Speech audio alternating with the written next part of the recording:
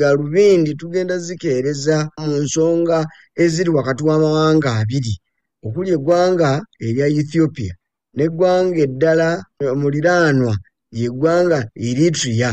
Eno obuzibu gye bugudde so nno ng'ate nze ndukubuulira bulijjo nti waliwo ekigambo kinene ekiri wakati w'amawanga gano era singa tekube kuwonga nnyo mwattu oba oli awo n'okubuulirira amawanga gano wabaawo abakubirira ensonga yandiva weeri n'egendera ddala ewalala ewasobaganye kubanga bano ababiri basuliridde kwegwa mu malaka olw'ebigambo by'ensalo ebaawula wakati w'ababiri nga naddala eggwanga lino erya Ethiopia eririraanye eggwanga erya Eritrea mwanattu teririna busizo kubanga teririna we liyita kutuuka ku liyanja erinene.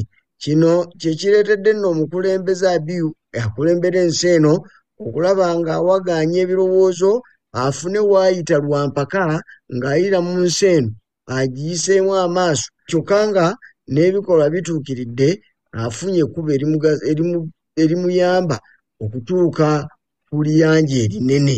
Leka tulabe ebyo. Ampuliriza njagala okukutegeeza nti ffe abatya entalo nga bwe zibeerawo era bwe zibeddewo mu mawanga ag'enjawulo tuli beeraliikirivu kubanga nti ssaawa yonna wandibalukawo okugwaŋŋana mu malaka wakati w'amawanga gano abiri nkubuulidde Eritrea n'eggwanga erya Ethiopia. Mwalaatu sabbiiti ziddiriŋŋanye ez'obunkenke wakati w'amawanga gano agali mu katundu mu Africa akamanyiddwa nga Horn of Africa.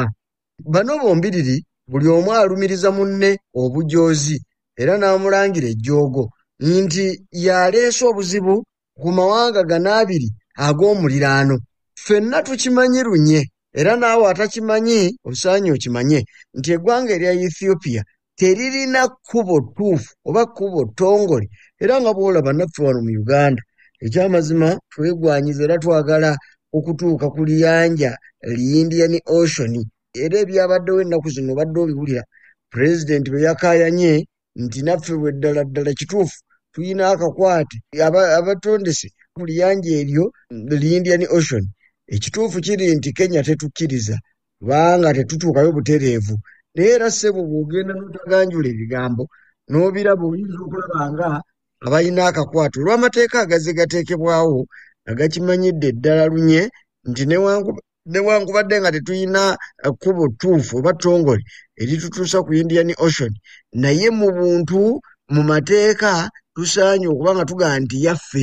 Kakati ate ye Ethiopia awasingawo nnyo kubanga gwali mwaka gwa 2023 musajja mukulu Prime Minister Abiy Ahmed newankubadde nga naye akimanyidde ddala nti okuva Eritrea lwe yabangwawo ng'ensi eggwanga erya Ethiopia lyaggyibwako obwannannyini ku kkubo erituuka obutereevu ku Red Sea naye mu 2023 omusajja ono tekyamulobera kuvaayo n'alangirira mu lujjudde ekituufu ebyo byonna ebyogerwa ebirowoozebwa byali birowoozo bulowoozo wabula ekituufu weekiri nti ensonga z'ekkubo lya Ethiopia erituuka ku Red Sea mazima weeriri abaliraba oba baliraba balirabe oba tebaliraba balirabe naye bo balirabawo ate ng'era Eritrea gyanaakoma okugaana ebigambo bino biyinza okuvaamu akabasa bano bombiri ne bagwaŋŋana mu malaka. Ensi zino zombiriri zigabana obuwanvu bwa kilometers 135 ezo kilometers ziba mayiro 84 nga zino mu butuufu mu butongole zaggyibwa ku ggwanga erya Ethiopia mu mwaka ogw'1993 baalwanagana Eritrea neefaanana okuba nga ewangudde era ekitundu ekyo ekyali kituuka obutereevu ku Red Sea kiyite Red Sea Coastline olwo nno neddizibwa ku luuyi olwa Eritrea egyo gy'emyaka egy'ol1993 kakati ne kireka nga eggwanga lino erya Ethiopia mwattu ye landlocked country eyogerwako oba ensi etalina kkubo ttongole lituuka butereevu ku liyanja li Red Sea. kakati oluvannyuma lw'olutalo luno Kafungulankete ate era waabalukawo olutalo lulala oluvannyuma lw'emyaka 5 ejaddirira obwetwaze anti kugaye nti obwetwaze bwa Eritrea bwava mu ngabo naye era ne wayitawo akasirikiro ka myaka 5 ate era ne luddamu ne luttibwamu oba ne lufiiramu abantu 10,000 era ng'ekibassa y'engeri y'enkwata ya booda wakati w'ababiri bano mu myaka egyo ejaddirira. Nkubuulidde nti abakulu mu ggwanga lino erya Ethiopia bazze bawera nkolokoto ng'omuvumbuzi w'amawulu nti ekitundu kyabwe kye balina ku lyanja li Red Sea obanga ddala kituufu yali nsobi nga batwalako kakati ekiseera kituuse ensobi eno eddemu eterezebwe balubaalo bakatonda oba nkya oba koosa nkya ebitundu bino bijja kuddayo mu mikono gya Ethiopia. Omuduumizi w'amagye g'eggwanga erya Ethiopia ye musajja mukulu Field Marshal Birhanu Jura yavaayo n'ayogerako ate ng'omusezi agula essowaani nti mazima ddala eggwanga lino erya Eritrea lyabatwalako ekitundu eky'omwalo ekimanyiddwa nga Asaba. Zino ziri kilometers 6 ku booda ya Eritrea ne Ethiopia. Kyokka n'ategeeza nti wadde nga Eritrea yakitwala naye ne bwe kinaaba kyetaagisa maanyi okukizza mu mikono egya Ethiopia ekyo bajja kukikola. Era musajja mukulu Abiy Ahmed Prime Minister w'eggwanga lino erya Ethiopia n'avaayo n'ayongereza ku ebyo bye yayogera mu 2023 luno lwabadde ejjo ly'abalamu ku ntandikwa y'omwezi ogw'omwenda ogw'omwaka guno. Sajja ono n'agaa nti yali nsobi ddala Ethiopia okukkiriza okufuna bino oba okutwalwako ekitundu kyayo kyokka nga kaakati ekiseera kituuse ensobi etereezebwe. Bino byonna byogerwa naye nga byongera kusina nnyo eggwanga erya Eritrea eryemanyi ekisookera ddala amaanyi ate nga limanyidde ddala nti lyakola lutalo oba lyalwanyisa maanyi okulaba nga lyetakkuluza n'okutwaliramu ebitundu ebyo byonna ebyogerwako. Kakano bano buli bwe boogera ng'olwo Ethiopia Eritrea ng'eyongera okufuna obusungu obw'ensonga obugirowoozesa nti ekitundu kino kigenda kuvaamu olutalo Kafungulankete bali abaafa 10,000 mwattu nga balwana kakati ate basingirewo ddala kubanga kaakano ate n'amaanyi gagyeyongedde nnyo Eritrea eno okukira kwago ge yayina mu biseera biri ebyayita we baalwanira olutalo olw'okwetakkuluza ku ggwanga lino erya Ethiopia. Abo nno si be bokka abaavaayo ne boogera ebigambo ebiruma wakati w'amawanga gano abiri.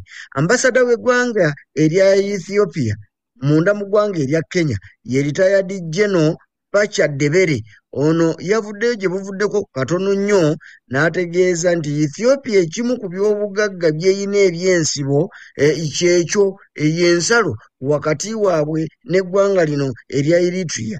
Jjukira awo ly'ekkubo eribatuusa ku nnyanja oba ku lyanja lino erya Red Sea. N'agamba nti era olw'okuba nti bifuuse by'amaanyi lyakirwanire Ethiopia ejja kukola buli ekisoboka esobole okwezza eky'obugagga bwayo kino. Kakati bino byonna kulinga nga kulangirira lutalo nti lugenda kubalukawo wakati w'amawanga gano abiri. Era Bacha ono ambasada w'eggwanga erya Ethiopia munda mu ggwanga erya Kenya yategeezezza gye buvuddeko ekyayongedde okugatta omunnyo mu kiwundu. N'ategeeza nti ekibuuzo kyali kyani nannyini Asaba wabula ekiriwo wakati awo Asaba gwe mwalo guli gwe gambi nti ekiri wakati awo kwe kutegeera oba Ethiopia kwe kutegeera engeri gy'egenda okweddizaamu ekitundu ekyo oba si kyayo oba kyayo oba kiri waayo oba tekiri waayo. Bo bamalirivu era beeteefuteefu okwezza ekitundu ekyo awatali kwagala kumanya kiki ekinaddirira nga kiva mu kukyeddiza. Kati ekitegeeza nti Ethiopia malirivu nga musimbu anti ne mu muliro agwamu. Ampuliriza ennamusa yatuukidde ddala ku myoge gyo ly'abalamu omuduumizi gw'enkugambye ow'amagye Field Marshal Birhanu bwe yavuddeyo n'aduumira mu ngeri ey'enjawulo amagye ag'eggwanga erya Ethiopia gaveeyo olunaku lwonna bwe kinaaba nga kyetaagisizza okuwumiza oyo yenna alinnya mu kkubo ly'eggwanga erya Ethiopia okubeera n'ekkubo eriyitira ku liyanja erinene. Wano yabadde ategeeza Eritrea. Yavuddeyo ne yeewaana nti mu myaka mitono nnyo eggwanga erya Ethiopia ligenda kuba liwezezza abantu obukadde 200,000. Bwe twogerera olwaleero Ethiopia ebalirirwa okubeeramu abantu obukadde 13. Naye yagambye nti waakiri mu myaka egitawera 25 kisoboka okuba oba kijja kuba ng'eggwanga erya Ethiopia liwezezza abantu 200,000. Anti eggwanga ery'abantu 200,000 litiisibwa litya eggwanga eririmu abantu miliyoni 2 ezitawera na kuwera? Kale n'aba nti bajja kubawumiza, bajja kubakuba babaleke ne mu kkubiro. Ampuliriza eggwanga erya Eritrea lino lirimu abantu abalirirwa awo okubeera mu bukadde nga 2. Kakati ono Ethiopia anyoomoola eggwanga erya Eritrea olw'okuba nti lirina abantu ba lubatu ate nga ye mwattu ayina ddala kibogina ky'abantu. N'olw'ensonga eyo kyasaanidde oba kyalaba kisaanidde kwe kulinnyirira eddembe lya Eritrea kubanga yeeyinula omuwendo omunene anti eby'omutono omunene yalya. Bwe bityo ebigambo ne bigenda nga byetuuma ebiraga nti Ethiopia tetidde mu n'akatono kuba kulwana ejja kulwana. Anti n'omuduumizi w'ebibinja eby'enjawulo eby'amagye mu ggwanga lino erya Ethiopia, Major General Teshome Gemechu yavaayo n'awulirwa ng'ayogerwa nti ekitundu ekyo ekyasaba giyita asaba pooti okubeerawo kwayo kwe kubeerawo kw'abantu b'eggwanga lino erya Ethiopia.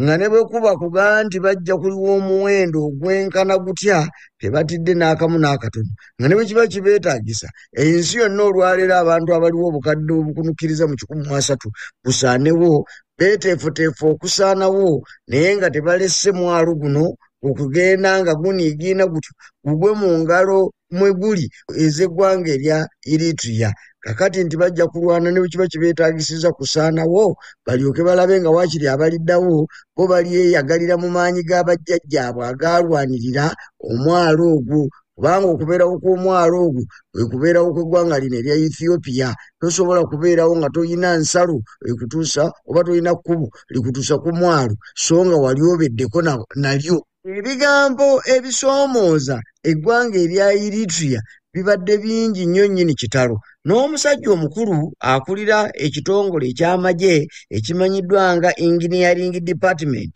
eky'eggwanga erya Ethiopia ye General Desta Abechi. Ono yabadde mu lukiiko gye buvuddeko katono nga lulimu bannamagye ab'oku ntikko abakugu n'abatali. Naga nti buli lunaku oluyitawo ne lukya ne luziba abasajja n'abakazi abali mu ggye ly'eggwanga erya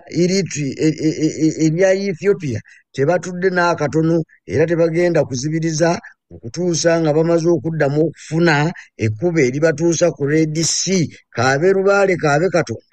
Musajja mukulu General Desta yagambye bajja kuyiwawo omubiri oba bafa bafe naye nga beddizza omwalo ogwo ogubagatta ku Red Sea Eritrea lye yabatwalako. Kakati owulidde bonna abaweze b'amaanyi era bakugu, balina amaanyi mu magye, balina amaanyi mu bukulembeze. Bwe batyo ne kireetera obunkenke wakati waabwe n'eggwanga erya Eritrea. Kyokka n'ensi yonna ne yeeraliikirira kubanga tuzze tulaba entalo ezibadde zibeerawo mu ggwanga erya Ethiopia zizza nnyo ebyenfuna eby'ekitundu kino emabega.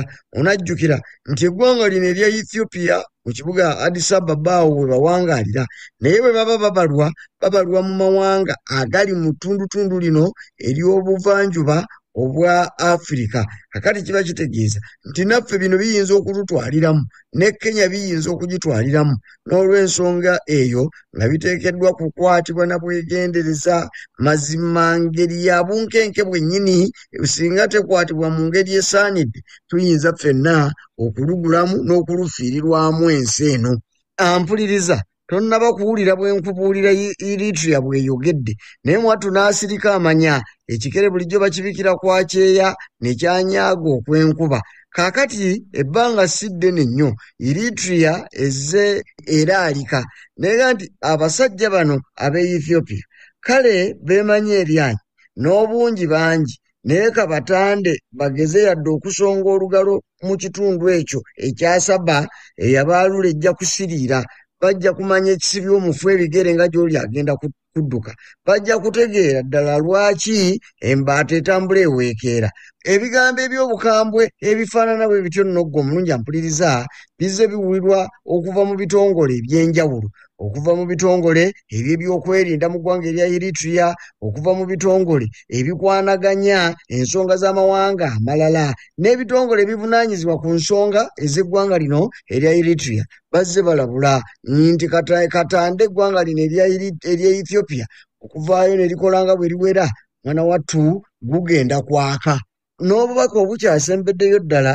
bwavudde mu kitongole eky'amagye oba mu b'ebyokwerinda juli abalamu ennaku z'omwezi abadde 13 Novemba amasajja ab'amagye mu ggwanga erya Eritrea ne bavaayo ne balabula gavumenti ya Ethiopia nti ereme kusindika bantu mu kukemebwa ereme kubateeka mu muliro ogutazikira kubanga bamanyi ekituufu singa banaalemera ku nsonga ezitabakwatako banaatubuulira ekibula ku mwenge mpozi oli awo tewannaba kubaawo kulengerwa kw'amagye nga geesaaliisa tugeze ku nsalo ez'amawanga gano gombiriri wabula olutalo lubadde lukyali lwa bigambo ebiva oluuyi n'oluuyi olulala wakati w'abakulembeze mu mawanga gano wabula ekyasinze okutiisa kwe kulaba nga Ethiopia yebuvuddeko katono bbanga siddene okuva olwaleero okuddako emabega Ethiopia yalengeddwa nga ejjula tuyite graduation ceremony